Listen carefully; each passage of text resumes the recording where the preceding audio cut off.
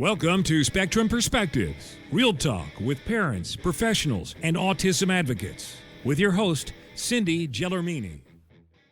So how do people find you, and how do you help them when they reach out to you?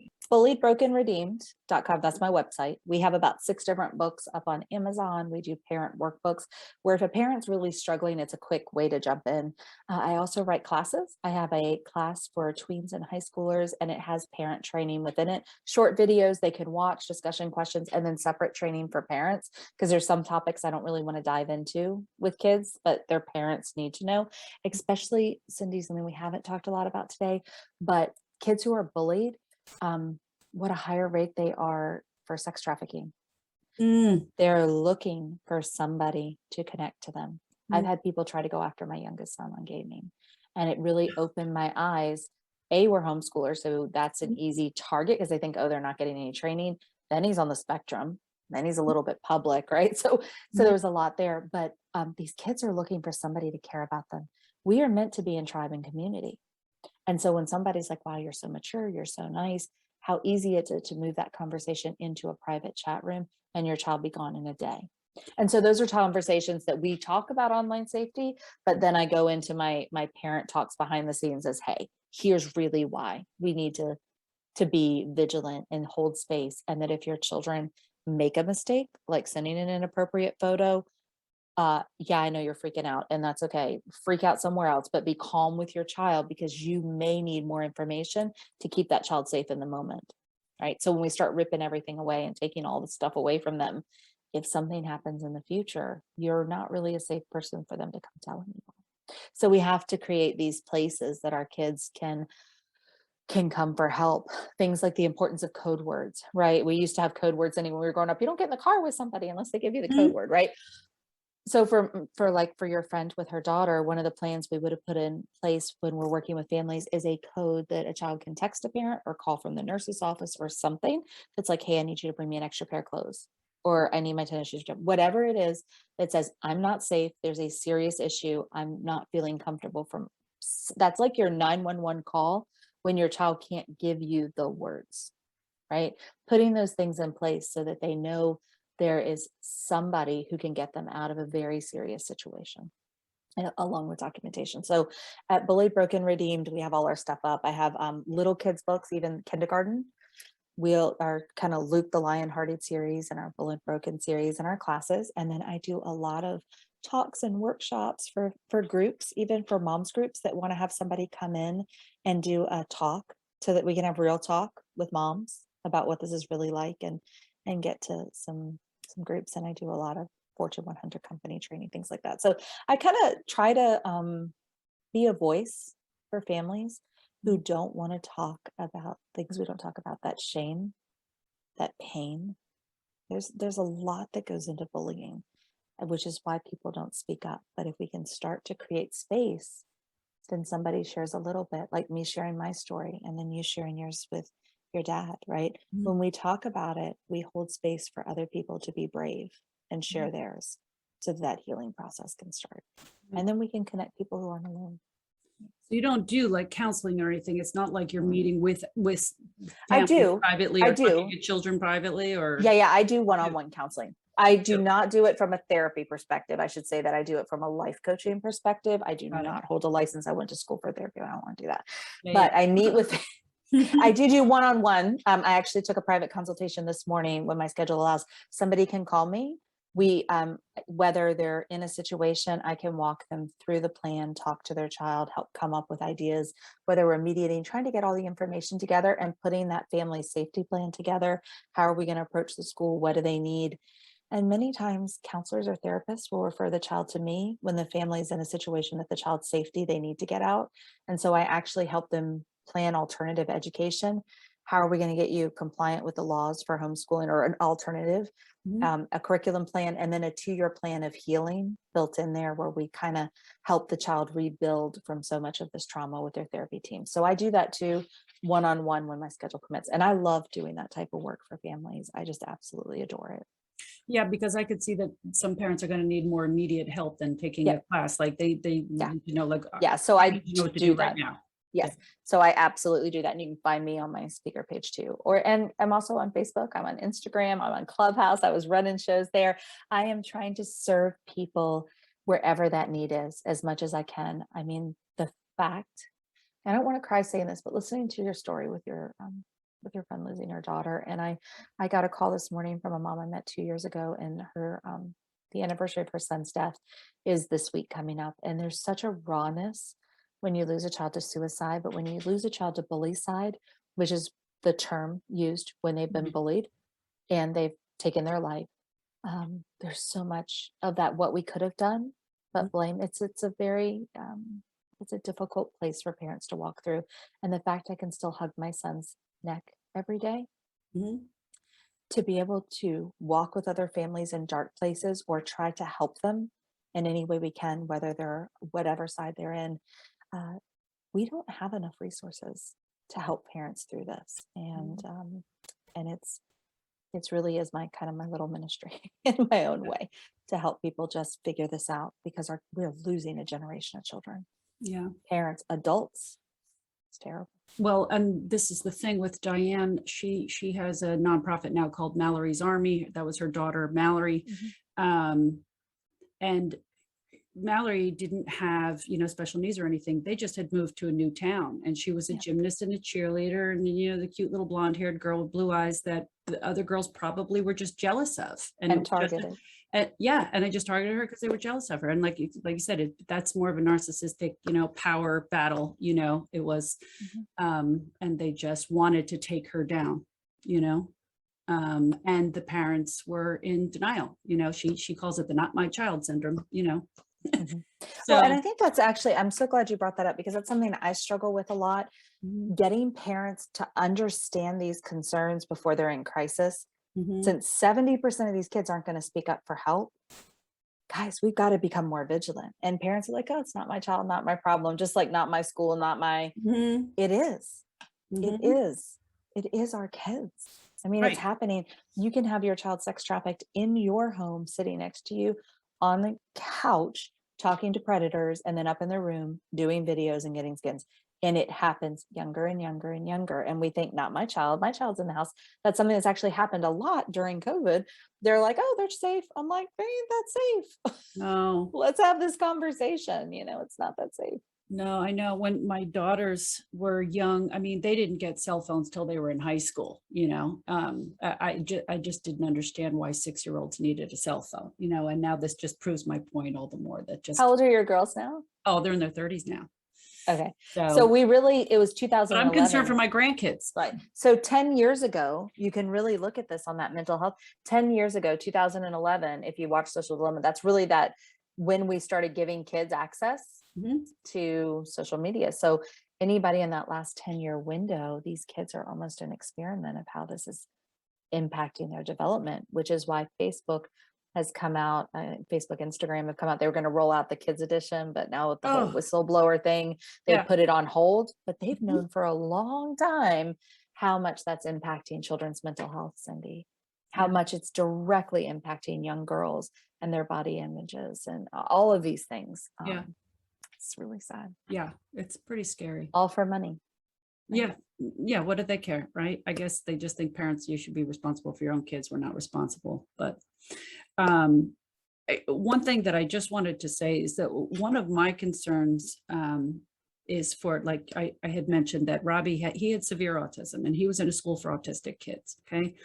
But the kids that people ask me, when you put yourself out there, people ask you for help, and I can't necessarily help, but it's the kids that are in quotes higher functioning, or maybe ADHD, whatever. They don't belong in a school like my son did, so they're put in public school and they're mainstreamed, and they're just in with all the other kids, but and they don't even have an aide or whatever. But like I had a friend who, her son was, like you were saying, he was under the bed screaming, I don't ever want to go back to that school ever again. Like, she had to call the police to just get him to school because she just couldn't get him to go to school. I've had friends, I've had other friends, as I keep thinking about it, their sons were diagnosed with ADHD and they just would not go to school. And you just have to you have to wonder why. Right. So let's stop on that. But the point is, but I think the parents don't think there's any other alternative.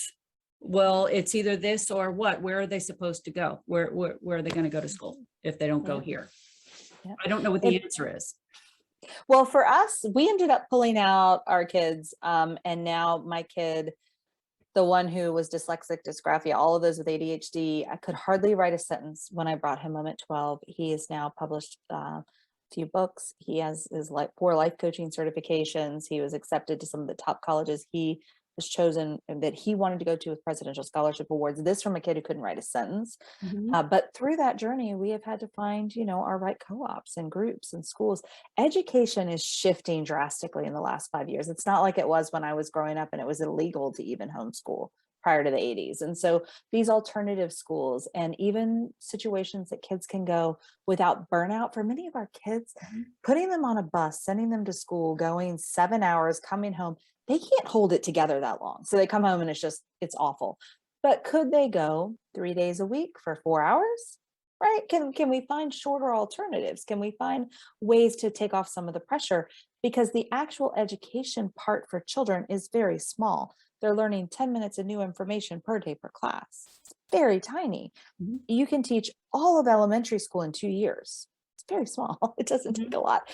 But there's so much other things we can focus on. My focus for all children, whether they're homeschool, alternative education, public school, private school this year, is mental health before math, character before curriculum, and relationships before reading. If That's we good. Say don't that have again. those, Repeat that. That's very good. mental health before math, Mhm. character before curriculum, and relationships before reading, Mhm. we do not need to work on any of those other things until our kids are balanced mentally, their character isn't in line, and they have built some strong relationships. Because your kid can have a 4.0, accepted all these great colleges, you launch them, they're going to be anxious and a mess and back at home. I see it over and over and over and over again. There's some other things. And our kids during this pandemic, if your kid is in 7th grade today, Cindy, the Mhm. last normal year of school was 4th grade. Mhm. When we really think about that, it Mhm. was the last normal year for them. And so when we break it down to how much this is impacting kids, it's not a year, right? This is going on their 3rd school year. They were pulled out early, and this is still not ending. And it's highly affecting things like nonverbal communication. Kids are going back to school today with massive behavior problems. I'm doing masterminds for teachers and principals from all of these TikTok challenges. And, this month, I don't know if you're aware on the TikTok challenges, is a nice way I'll say it is slap your teacher on their rear. We'll put it that way. Oh, That's sexual assault. yeah. That is the challenge, right? So it went from devious licks of stealing the toilets and whatever they're stealing, they're destroying the property, to now hitting teachers, right? And videotaping it. And teachers are scared. The behavior in the classroom is awful. Everybody's burned out. So we're trying to dump knowledge into brains that aren't really balanced to dump knowledge in. We got to back up. And I think if we came to an approach that we were actually trying to bring mental health and wellness and these character and these relationships to the families and the classroom, like provide and help and support the parents, I think we can make more of a progress, because parents are also hurting. They're tired. They've been principal and counselor, and they've dealt with the bullying in their own house without any resources and support. They're done. They're tired. They are worn out, and their kids are worn out. So we sort of need to take some steps back, put some more foundation in before we move forward. At least that's my 2 cents. In a perfect world, what would you like to see? First on the bullying world, I'm going to break it down there. I think it is time for schools to start bringing real resources to parents. Truly, if your parents, they need to know they're dealing with bullying. 50% of it's happening in their home and gaming and cyber. If you're teaching kids in the classroom, can we do more parent nights? Can we do family nights? Can we incorporate parents with basics that we talked about, conflict resolution and bullying, right? A lot of bullying is happening in the home. What can we provide for the parents to support them?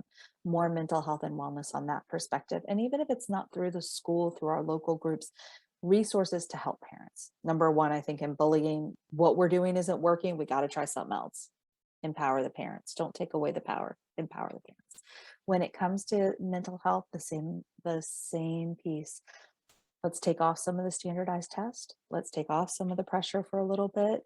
I know we built them with good intention, but are they serving our kids today? I don't think so. I really don't think so.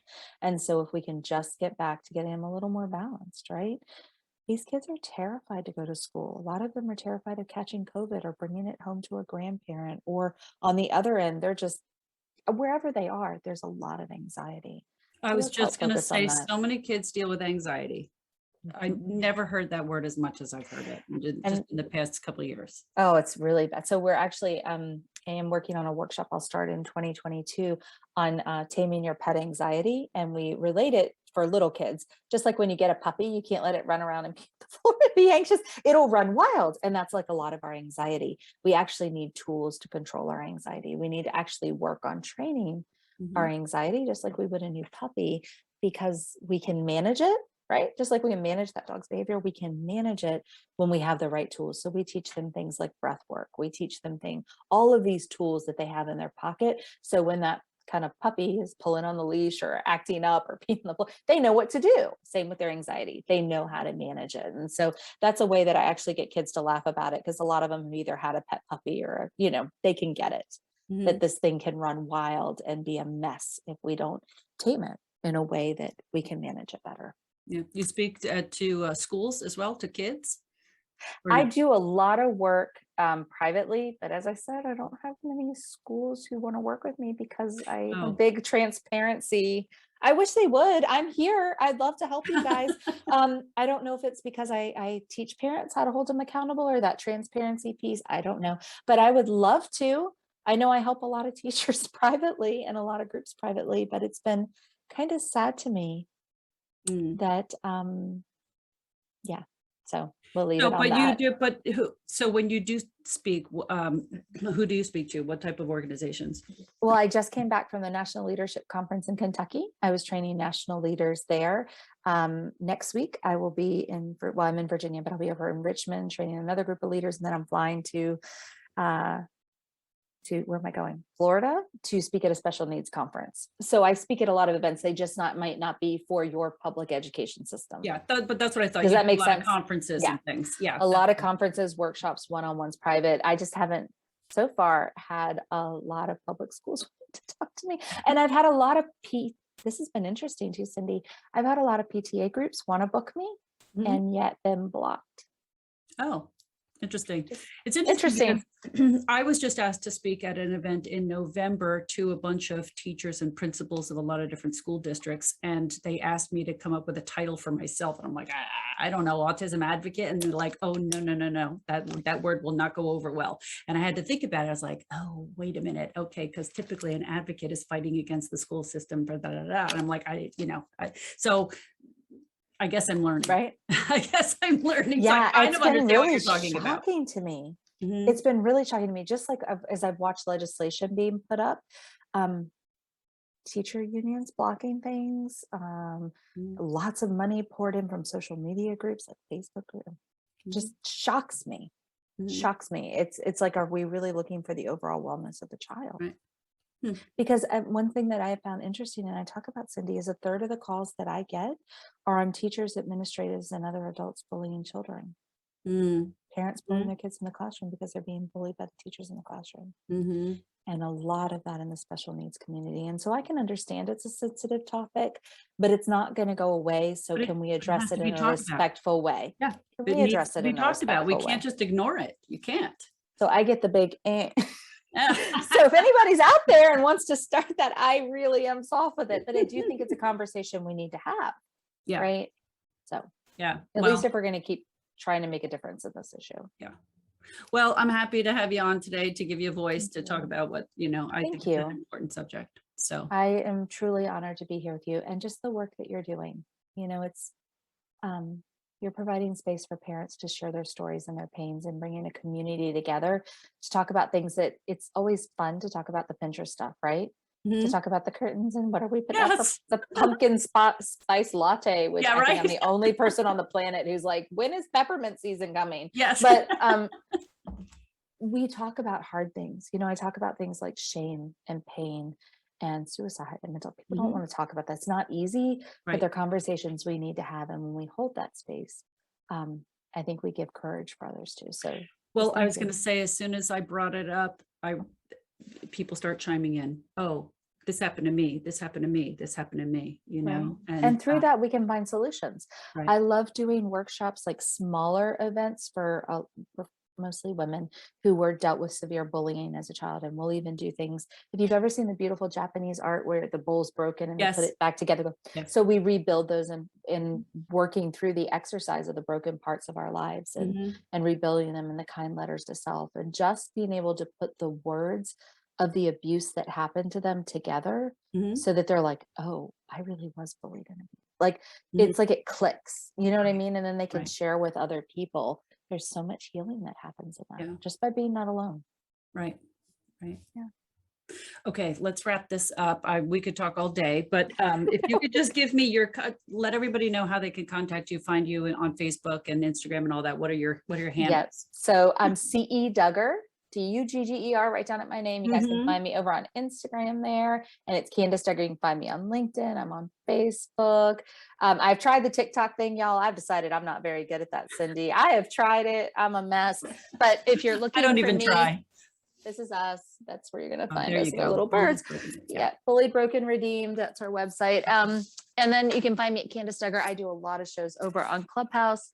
Yep. I probably shouldn't have picked that. Anyway, I didn't knock it in the candle that's on, so that's a win. We'll just take it as a win.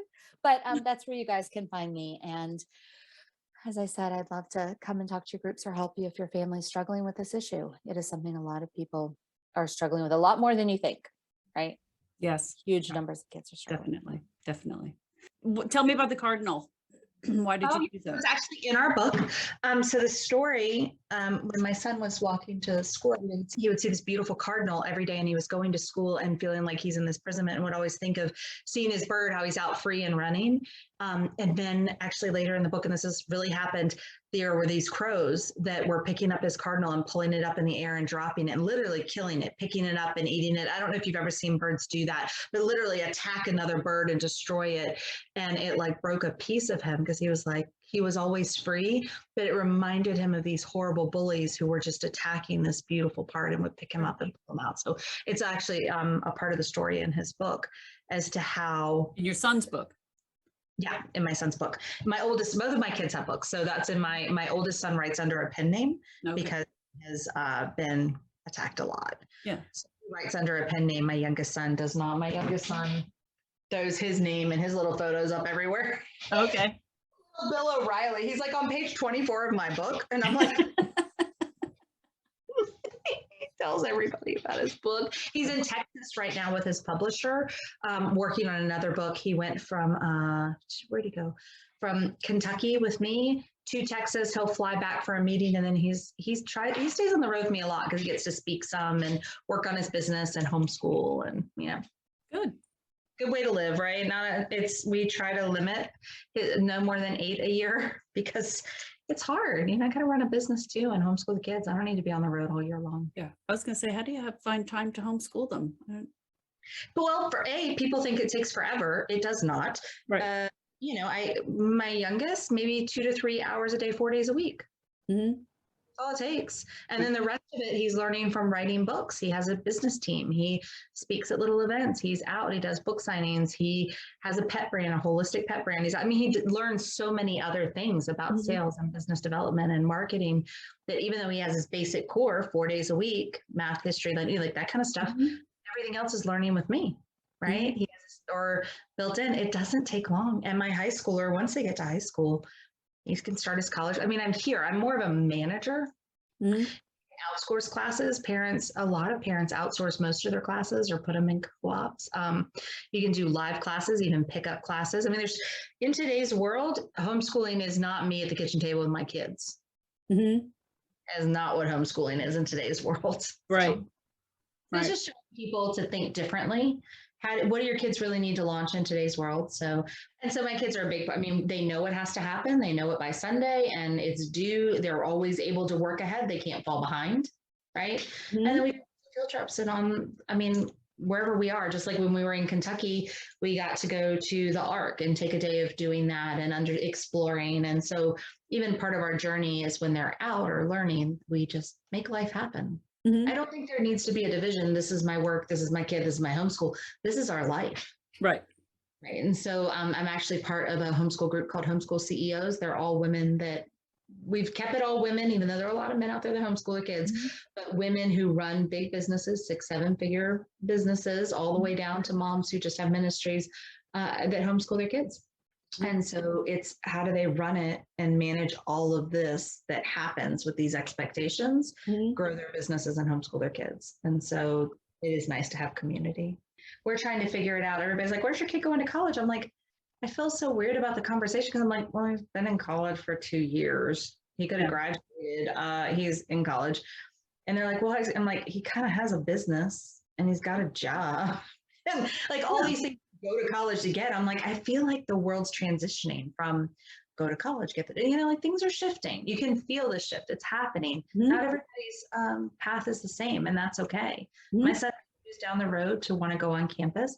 He may take one of these foreign scholarship offers and play football. I don't know what the kid's going to do, but he told me, he said, Cindy, he said, I feel like it's a step back to go do that because I've run things independently. I've run businesses. I've tried like to go sit in a classroom for a professor to tell me.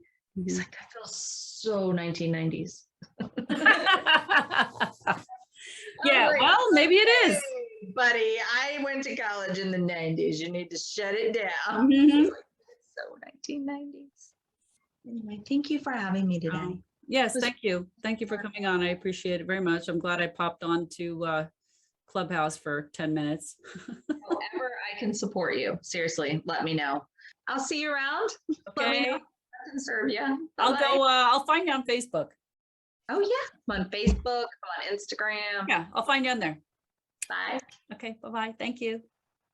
That's it for today's episode. I hope you enjoyed listening and it helped you gain a new perspective. If you're interested in buying our book series, Robbie's World and His Spectrum of Adventures, the link will be in our episode description as well as my Instagram and Facebook pages. If you enjoyed the show and you'd like more content, please be sure to hit that like button, follow us, and don't forget to leave us a great review. Thank you for joining us. Be sure to join us again on our next episode of Spectrum Perspectives. Thank you for joining us today. Be sure to join us again on our next episode of Spectrum Perspectives.